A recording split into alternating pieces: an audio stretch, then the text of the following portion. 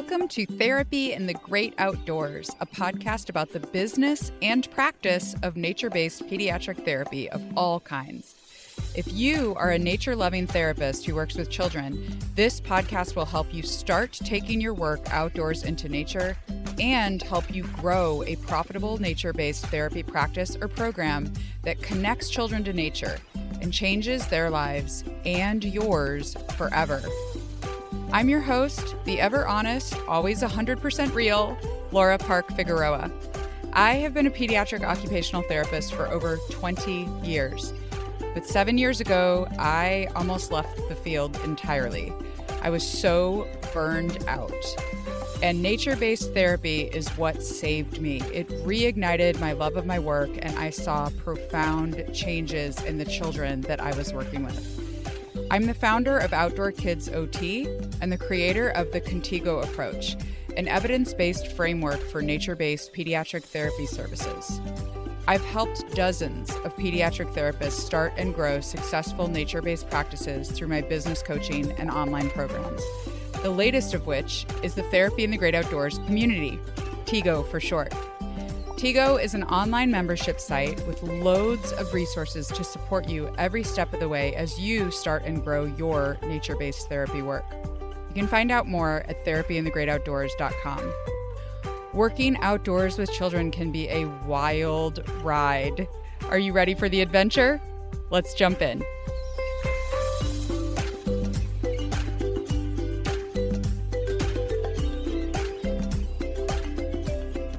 Alrighty, today we are going to dive into probably one of the most difficult to read articles I've ever read, and surely that I will ever review on this podcast. So today I want to talk with you about an article entitled Impact of Outdoor Nature-Related Activities on Gut Microbiota, Fecal Serotonin, and Perceived Stress in Preschool Children. The Play and Grow Randomized Controlled Trial. Now, this article, the lead author on this was Taja Sobko. I don't know if I'm saying her name correctly, but she is a researcher who has done a lot of work on nature connection and physical health in children. I believe she was the lead author of the study that standardized the Connection to Nature Index for parents of preschool children. So she's one of the authors that helped develop a tool for nature connection to measure nature connection in very young children. So before she and her team had developed that tool, there really were only nature connection assessments for older kids, like 5, 6, 7 and up, essentially, and to adults, of course. So this was a really cool index that she developed, a measurement tool to help parents answer some questions to assess the nature connection of their preschool children. So she was a known author to me. And when I found this article, I just couldn't believe that she had done even more amazing work after creating that tool. So this article is very complex. So I want to back up for a moment and talk about how I found this article. So I have been delving personally for my own health a lot into the research on health and nutrition and how nutrition affects our health over the past 4 months or so, since probably March of this year. So for me, what that has meant is starting to eat a lot more animal-based products, specifically red meat. So the reference that I have told people about is sacred cow. If you are a staunch vegetarian or vegan and you're listening to this, I am not here to tell you what to do. I promise. I just feel like I should share this reference with everyone because it really was mind-blowing to me, the things that I thought were true about nutrition that are not. And so anyway, I changed my diet with some pretty drastic consequences. I have completely eliminated processed sugar and I don't eat, for the majority, I mean, it's hard when you're eating out, right? But for the majority of the food I eat, I don't eat any seed oils anymore. So those are like vegetable oil, canola oil, these oils that were originally created for machinery, not for human nutrition. And so anyway, I've cut those things out. And in the process of starting to learn more about nutrition and diet and realizing that there were a lot of things I didn't know that I had just assumed to be true that actually weren't backed by science and research, I started delving into a lot of research. And what happened for me was that I started wondering, like, I started reading things about the gut microbiome and foods that we should eat to keep our internal organs healthy, right? The internal ecosystem of our intestines to keep that healthy. That's essentially what the gut microbiome is. It's like the invisible ecosystem inside of your gut. And I decided to type into Google children outdoors gut microbiome. And I was completely shocked that an article came up. So that's the background. That's the article we're going to talk about today. Now, as I said, it is super complex. So I spent a lot of time last week kind of breaking down what I wanted to say about this article and reading it several times. But again, I am not an expert on the gut microbiome nor on nutrition. So this is not an episode about nutrition. This is about this research that has shown that outdoor play changes the gut microbiome. And this is groundbreaking research. I am completely amazed at how they designed this study, and the fact that this is even being looked at is an incredible support to the work that we do outdoors with children, because of what I will start out talking about first, which is that the gut microbiome has been tied to so many symptoms of health, of behavior, of cognition. And when we think about the body as a whole, to think that our work outdoors with children could be impacting something internally that could actually have an observable change in their well-being and their participation in life is just truly exciting. So I'm going to read you a brief quote from the beginning of the article, because I want to make sure that I am clear and that I am using the experts' writing instead of my own explanation. So the authors of this article, on the first page of the article, they state an increased understanding of the brain-gut axis gives evidence to the assertion that the gut microbiome is not only an indicator, but also a bi-directional influencing factor on mental disorders. So they go through some research here talking about how changes in the gut have been proven to result with changes in behavior. And they say that our understanding is still limited in regard to microbiota associated with functional change set in relationship with the mental health of children, despite the research that they reviewed. Okay, they further state another possibly significant link between gut microbiota and behaviors is serotonin, which is involved in the modulation of a variety of physiological and psychological processes. Gut microbiota can both produce and modulate the host's biosynthesis of serotonin. So that's why, and I'll talk about this later, they measured fecal serotonin to see the levels that were coming out of the gut. They further state the relationship between intestinal microbiota, brain development, and behavior has been examined previously, but only a limited number of studies have included exposure to the natural outdoor environment. So this is what they are attempting to research in this study. They say the increased exposure to natural environments and animals is an important determinant of individual gut microbiome, skin microbiome, and salivary microbiome composition. Thus, exposing children to a higher bacterial load in the natural environment by encouraging them to play outside may be a reasonable way to increase the diversity of their intestinal microbiota. So that's their hypothesis. They use the play and grow intervention, which is something that Tanja and her team, Dr. Sabko and her team, created. And she references this in her study that standardized the CNI-PPC, the standardized index that she developed for measuring nature connection in preschool children. So this is a program that's designed to connect children to the natural world. So it allows them to play in the dirt and do activities outdoors. And she also has proven that this program improves nature connection in children in previous studies that she's done. So the main objective of this randomized control trial was to investigate the impact of the play and grow intervention, that's her outdoor programming, on the intestinal microbiome, gut serotonin level, and the psychological well-being of 2 to 5-year-old children. So they had 54 families that participated. 30 were in the intervention group and 24 were in the control group. So the control group did not get the outdoor programming, and the intervention group got the outdoor programming. So the children in this study were 2 to 5 years old. There were no significant differences at baseline in any of the measurements. The intervention group got weekly programming. So this is something, they did not say how long the programming was. There were a lot of supplementary materials in addition to the article that I reviewed for this podcast, but they didn't say anywhere how long that programming was. All they said is that it was weekly. I think we can assume that it wasn't like a full day of programming. It was probably like a program where they brought them for an hour, 2 hours, something like that. But that's an answer I don't have on how long the programming was. All it said is that it was weekly. The control group, as I said, got no intervention.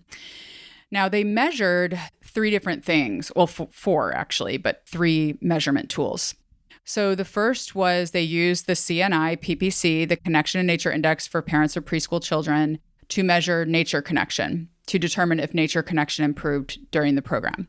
Then they also measured psychological behavior using the perceived stress scale for children. So the parents filled out a scale looking at their children's behaviors around whether they were stressed or not. And then they also measured the fecal serotonin levels and the gut microbiota through testing of stool samples. They did have a few less stool samples than the number of people in their intervention group due to various reasons. But basically, those were the measurement tools that they used for what they were looking at as far as outcomes.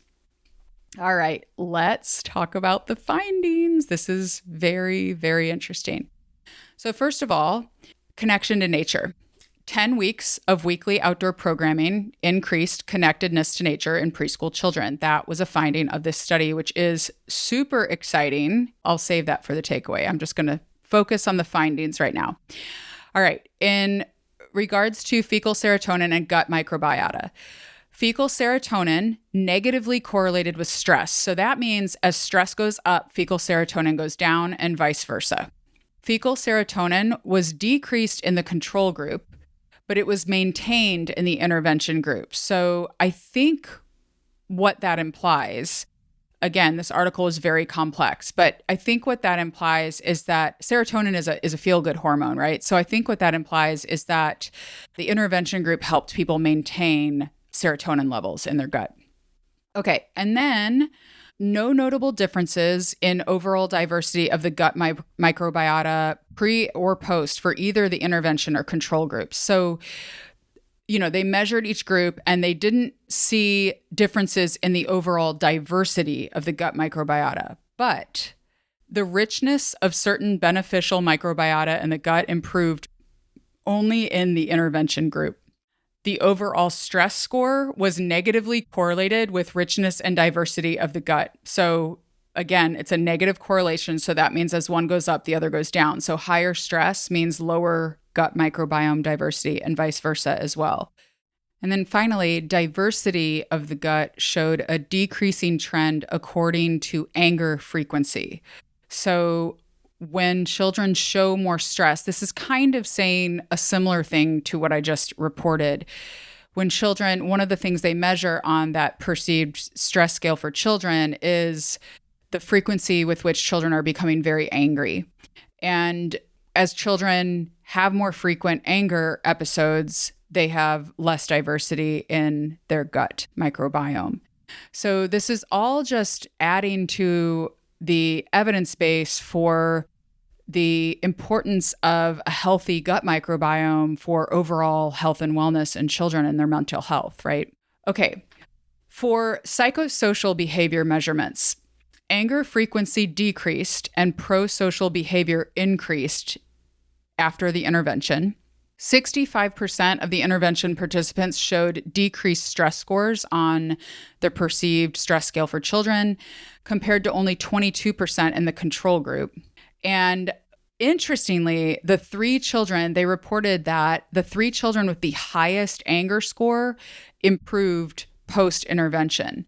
So that is something I find very interesting as well, because a lot of times I think that in nature-based work, we can really reach kids who tend to have a really hard time in some of our more traditional therapy settings. And that is kind of I'm saying it very tenuously. Obviously, we can't like take from one study and make broad assumptions, but it's interesting that the children who had some of the most significant challenges with stress and anger were ones that improved post-intervention. So overall, I'm going to read again from the article now. Early environmental education intervention. Now, I want to stop while I say that because I think we tend to think of environmental education as like teaching kids about nature, right? But I want to highlight that the purpose of this program that the authors developed was to allow children to interact with the natural world, get their hands dirty, get their hands in the dirt, play outdoors. So I don't know the specifics of the program, but I do want to be clear that the intervention was playful in nature. It was for preschoolers. So they weren't like sitting them down in a circle and teaching them about frogs indoors or something like that. They were actually having hands-on contact with the dirt in order to test what they wanted to test in this study. So I think the words environmental education are a little bit misleading here. I think it should say like outdoor programming or something like that, but I will read it again. Early environmental education intervention significantly reduced the overall perceived stress, particularly anger frequency among preschool children, modulated the abundance of certain gut microbiota, and in contrast to the respective control condition, did not reduce gut serotonin levels. That is their summary. And the final conclusion was that exposure to bacteria from nature may be beneficial for behavioral outcomes, but further investigation is needed. As always, you hear me say that all the time when I talk about articles. So what are the takeaways for us? I think there are some huge takeaways from this article. It was so complex and hard, but the takeaways that I share with you, I always want to make them very easy to apply and easy to understand, and to help you understand that your work outdoors with children is evidence-based. So the first thing that I mentioned previously is that I think a huge takeaway from this article is that weekly intervention can have a significant impact on children. This is huge because there are a lot of the articles on nature-based therapy, on nature outdoor programming for children. There's a lot of talk around like, well, how much is needed? How much time? How much, is it a dose sensitive kind of change in the child for how much they're outdoors? Is the type of environment important? Is the amount of time they spend? Is it better to do it in a big chunk of a week of camp, or is it better to do it in small increments during multiple weeks? Things like that are always asked in these studies.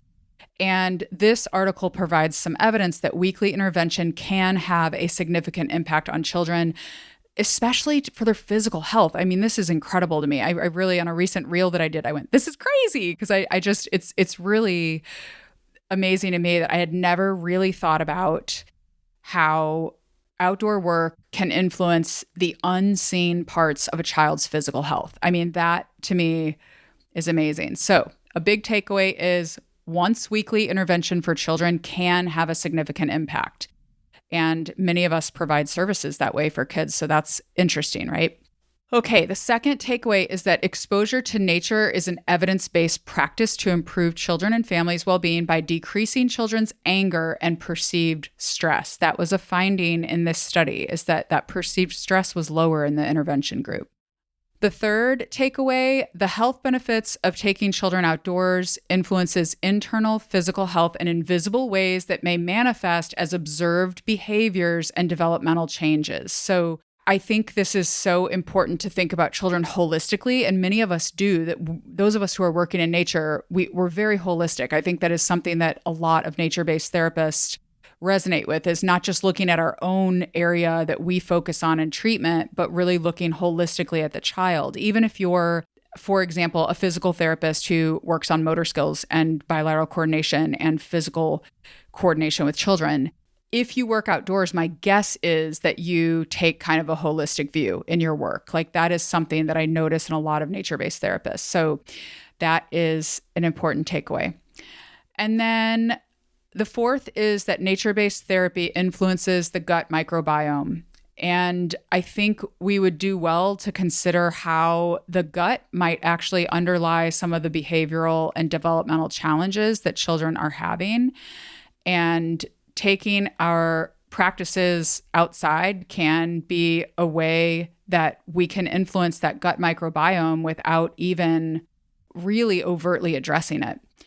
And a little PS is, I think we all know this, but children's food is very important. But that's a whole nother topic and research area, because obviously food is one of the main drivers of the health of the gut microbiome. So I found this article completely amazing and incredible. I'm going to reach out to the author.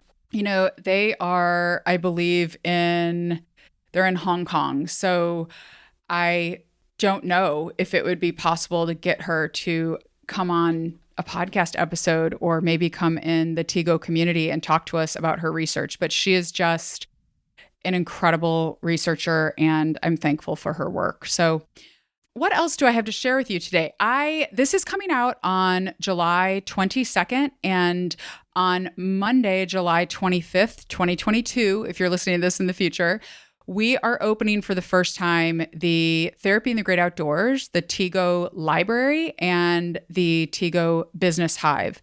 The library is a library of resources for you to support your work with children in nature. We have infographics, we have treatment plans, we have printables you can use. We have guest expert trainings, which was something I thought maybe I would ask Dr. Sobko to come on and do for us in the TGO community, like an expert training on her research, talking about her research. That would be so interesting to me. So that is an area that we are going to open on Monday for enrollment. And if you want help with your nature-based business, then you can join the Business Hive. You get access to the library when you join the Business Hive as well. So I've had a couple people ask me about that. Like, do we have to pay separate for the library if we want to join the Business Hive? The answer is no, you get it all. So the Business Hive is like, you get everything in the TGO community. It's the all access pass, I guess. And the Business Hive includes my Business Bedrocks group coaching program, which helps you set up automated systems in your business that are just foundational for your success going forward as a business. And you also get loads of templates, resources, weekly coaching with me, lots of support for you in your business in the Business Hive inside the TGO community. Now, I want to be very clear with people. You do not have to be using the Contigo approach. So I have an online course called the Contigo Approach, and it stands for Connection and Transformation in the Great Outdoors. It's the approach that I developed, which is an evidence-based framework for taking your work with children outdoors into nature as a pediatric therapist of any kind. And the Contigo approach is completely separate from the TGO community, okay? The Contigo approach is the why and the how of nature-based therapy. There is content in that course that teaches you how to provide services outdoors in nature that are evidence-based. It's intended to give you a shared mental model with yourself, your team, on how to do evidence-based therapy in nature. Plus, there's a lot of other content in there too, like how to plan effective outdoor sessions, how to analyze outdoor spaces, and there are various resources in there for you related to doing nature-based therapy. Now, to run a business is different than just doing nature-based therapy. So the Contigo Approach course is completely separate from these things. It is never going to be included in the TGO community. It is a separate thing. You do not, to be inside of the TGO community, to be an active member there, to be in the free community, to be in any of my paid products inside of the TGO community, you do not need to be using the Contigo approach in your practice. The TGO community is intended to be a space for anyone who is interested in nature-based practice with children and who wants to start doing that work and have resources and community around that mission. So it is not just for people using the Contigo approach. So you don't have to be using the Contigo approach to get the library resources or to join the Business Hive. I am also going to let people in the business hive this go around who may not even be nature-based therapists if they want the Business Bedrocks content, because a lot of people have been asking me for that. And I had niched to nature-based practice owners only. And then I feel a little bit like I owe it to some of the people that have been on the wait list for a long time to allow other people in if they want to. So my guess is it is going to be primarily nature-based pediatric practitioners in there.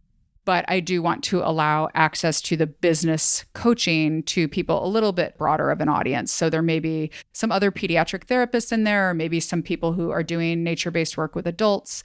And that's totally okay. I think that will enrich the experience actually for everyone that is inside of the Business Hive. The Business Hive is going to be a year-long commitment. So you will get Business Bedrock's curriculum dripped out to you via email over the first 6 to 7 months of the program. And then you'll also have access to 5 more months of coaching after that. So you have access to the community for a year. And the reason I made that decision is because every single person that has given me feedback about Bedrocks has said that they wish it was longer. They wanted more time together in community. And I really do think that having access for a year will really allow people the time to build a successful business. You can fast track things a little bit by doing it in a community with others, but you can't, this is like one of those things where I'm like, you can't overestimate or you can't underestimate. I can't overestimate the importance of having a community. It is so important. That's what I'm trying to say.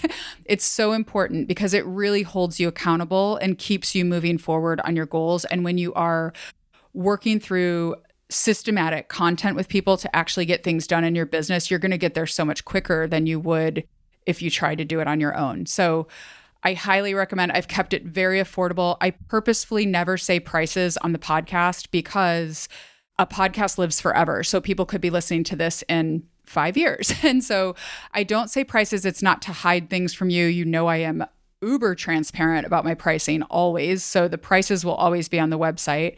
And if you are not ready right now, the other thing I wanted to say is that the plan right now in the business, again, as of July 2022, is to open the Business Hive for new cohorts of Bedrocks to start every 6 months. So we will open the cart the last week in July and the last week in January every year going forward for new people to start the Business Bedrocks program. There will be some overlap because, like I said, you get a year access. So it's kind of, I think it's going to be a really great model going forward to kind of have fresh people and people that have been through the program a little bit in the same space together, kind of sharing resources. And you are welcome, if you join the Hive, to stay as long as you want at whatever the rate was when you joined. So if you want to stay in the Hive for even longer, I honestly, I could see some people staying in this for 2 years, maybe 3 years even, because the support that I believe people are going to get in this community for your business to be successful is so valuable. So you are allowed to stay as long as you want, but you are committing for a year when you join the Hive. Okay.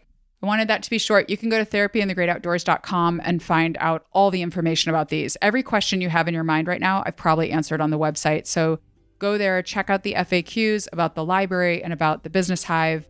And that's it. I meant for that to be a short announcement, but y'all know me. I talk a lot. Okay, so this was a long episode, 29 minutes and 28 seconds at this point. So I'm going to say bye to you all, and I will see you next week. Thank you so much for spending time with me today, exploring therapy in the great outdoors.